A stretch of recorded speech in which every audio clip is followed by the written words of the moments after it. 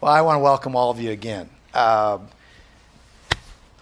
This particular subject, the thorax, is my favorite part of the body to talk about when it comes to alternating activity, reciprocal activity, which adds up to a word called ventilatory activity, ventilation. This is a 2-day course on ventilation and how it relates to both physical and physiological activity with a body that's tessa asymmetrical. It's important for us to recognize that the asymmetry of our body we depend on for that reciprocal function. It'd be terrible if we owned a body, Heather, that we had to make a decision on how we're going to generate activity, oscillate activity, rhythmically move, if we didn't have inherent things existing in us that allow you to do that without thinking about it subconsciously. And that particular thorax does not look like that. So I brought the model in today to remind us that we are not perfectly symmetrical. When they made that thorax to demonstrate what we have, 12 sets of ribs, these 8 true, 10 true ribs, Linda, they're not symmetrical. Your partner on the left side of the body at rib 5 and 6 or wherever you're at, Chad, is definitely going to be a little different on the other side of the body, primarily because of the function that goes on with those ribs, and primarily because of how you're made in terms of what actually is moving the ribs. And the number one muscle that moves those ribs is that diaphragm we own. And we're going to talk about the diaphragm a lot this next 2 days. This asymmetrical, multi-purpose system that keeps you moving and breathing in sync with each other meaning left and right side of your body, and help you get through situations where you're put in a state where you can't breathe effectively or efficiently, which is 100% of the day. So if we were really efficient and really, really good at what we do, we would be really struggling to breathe. If we were really good breathers, we wouldn't be very efficient in what we need to do to become, a Olympian. So we weren't designed to be perfect. We were designed to be imperfect. We were designed to have rhythmic movement, oscillate activity. Our sinus arrhythmia and our breathing activity sometimes can catch each other, and that imbalance sometimes because you get fatigued and you realize that things are not in sync when that happens. Since we took this course, Kurt, in 2007, I've probably seen more POTS patients than I've ever seen in my life. And they weren't diagnosed with POTS, postural orthostatic tachycardia syndrome. And I've seen a lot of patients, Stephanie, that weren't labeled with POTS, but were giving diagnoses like fibromyalgia, maybe a little COPD, asthma issues, and breathing problems that all have an influence on the way they ventilate. And they are no different than those autonomic, dysautonomic type of people that have POTS disease. So I think there's such a broad spectrum of individuals out there that are dealing with problems associated with physical and physiological ventilatory activity that I now believe very firmly that if you have a good understanding of what really goes on both with rib kinematics, ventilatory kinematics, and diaphragm kinematics. In other words, the movement process itself as you twist and rotate and turn in 3 planes. You'd understand that a lot of these situations are either magnified or minimized based on the activity that's going on that you probably could do something about, which is why I'm so excited about talking about the diaphragm. So with that being said, I just want to remind you a couple things. Number one is you do this 21 to 2,200 times, 21 to 22,000 times a day, not 100,000 times a day. One word, ventilate, breathe. Some of us are going to breathe a lot more than that. We like to hyper-do everything. We're control freaks. We take little shallow breaths. Some of us don't breathe very well at all. You know, we kind of breathe and we stop, Sonia. We don't keep going. I want to shed some light on that as we go through the next 2 days. Here's what we do know. Here's what we all know. We have respiratory muscles in our system. You probably didn't know that. They're the same muscles that you lift with. The biggest respiratory muscle in the system is called the latissimus muscle. You're not going to find much evidence on that. But it's an extensor of the back. It helps you get in air. You all know about these things called upper traps. The upper trapezius muscle can become a very major respiratory system. They're ancillary, they're accessory, and they definitely are going to deliver the punch when that diaphragm's put in a state, Stephanie, where it can't work. So the Institute focuses on 2 words, posture and position, or better yet, pattern and position. And if you're in a position where you're patterning activity with these muscles that we forget about that really are helping you get through that 22,000 ventilatory mark every day, your body starts to get a little bit cranky. And we're going to go over some of the reasons why that happens that is physiologically appropriate, and some of the reasons why it doesn't have to happen that is mechanically challenging for you as a person on this gravitational earth that we live on. So with that being said, please expect the following things from this course. Number 1, you should go home with a good appreciation for how ventilatory activity from a thoracic chest wall is consumed by position. In other words, how you position yourself, both when you rest and when you move.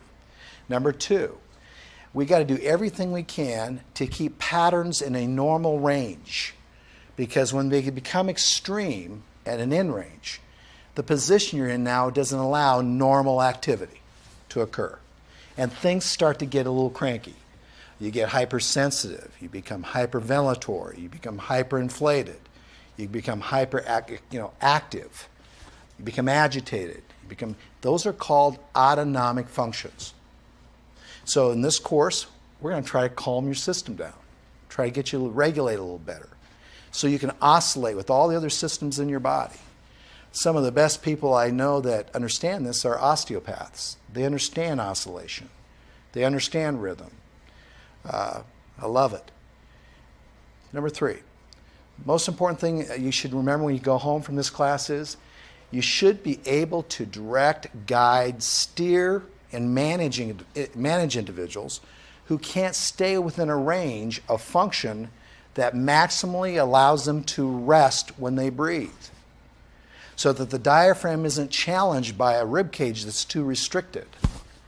So you can take in air without any difficulty, without going to all those accessory muscles to implode that diaphragm's expansion. Those are the things you really want to think about.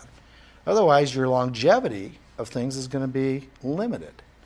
And that's an important thing to remember when you think about mortality, morphology, morbidity, and pathology, which is what we're really going to talk about when we start talking about that ventilatory activity.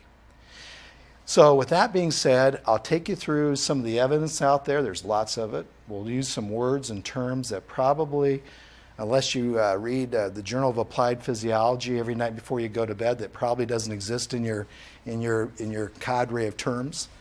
Things like zone of apposition, things that really I think are important for you to appreciate in terms of the physiological issues that are going with hypocapnia, alkalinity, pH imbalances, things that you probably should think about that we're not going to get into a lot of detail on, that follow suit with this discussion about thoracic kinematic activity. So I'm just trying to highlight what you should get out of this next 2 days. It would be nice to go home with an algorithm of what would you do objectively with an individual who presents in a certain way that's fairly predictable regardless of where you came from, Joy, how far you had to travel to get here, and what you do for a living, or what kind of hair you have, or what kind of past history you have. All of you I know have 2 central tendons. One is huge, one is small. All of you have nothing inside of your right chest wall but lung, unless you're in situ. And I didn't check to see if anybody's in situ this morning.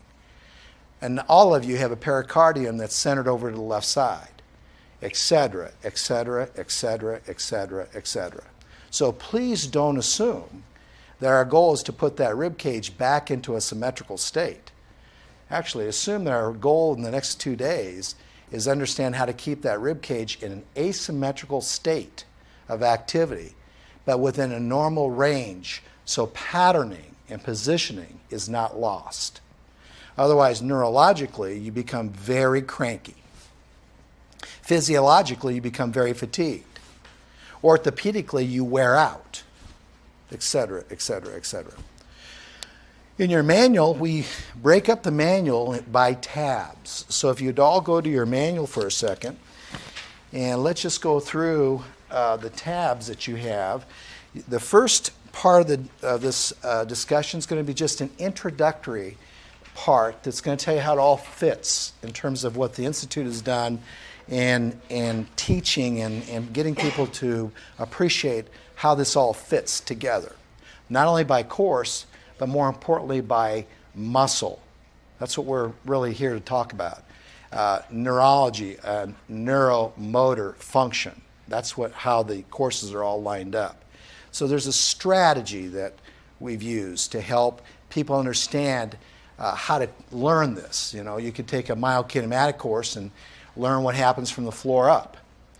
You could take another course by PRI that would be a vision course, or in this case, it's the thoracic course, and look at things from the top. What, Brianna? Down. This is the center of our body, and it's a great way to start an institute algorithm of didactic information by looking at what's going on, not with a core, but Chad, not with our core, but more importantly with our center of activity that we have to have when we go on the left foot and when we go on the right foot.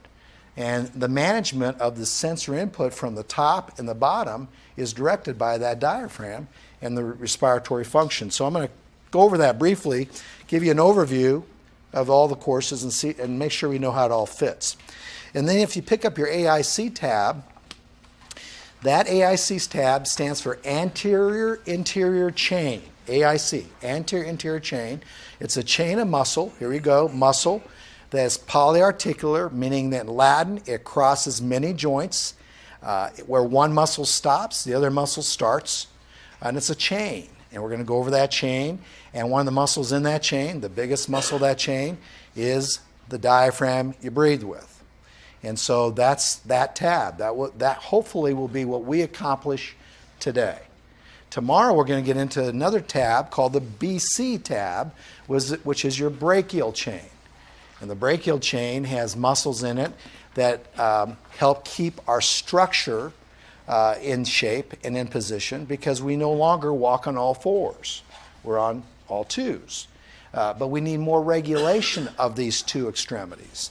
And to get that regulation, you need pecs. You need some intercostals, and you need some muscles going to help you go back into a certain position after you get into a certain position. How about these two words? That brachial chain is responsible for your ability to go back into a state of exhalation after you just imploded a state of inhalation. Thank God we can do that, because it'd be terrible, Stephanie, if you took a breath of air in and you stayed open. Well, unfortunately, the terribleness of that is reality. A lot of our patients don't know how to use their brachial chains, and they become hyperinflated. They don't know how to regulate the shoulder blade because they don't know how to let go of that need for hyperinflation. So tomorrow we're going to talk about brachial chains. And you got two of them. You got a right one and you have a left one. And they have fronts and backs. And they have tops and bottoms. So we'll start out tomorrow morning talking about a word called, here's one of those words, mediastinum. You know, we'll learn how to spell it. We'll learn what it does. We'll learn where it's at. We'll learn the chambers, and we'll spend time tomorrow on that. And then we're going to briefly go over another tab in your manual called PEC, posterior exterior chained muscle.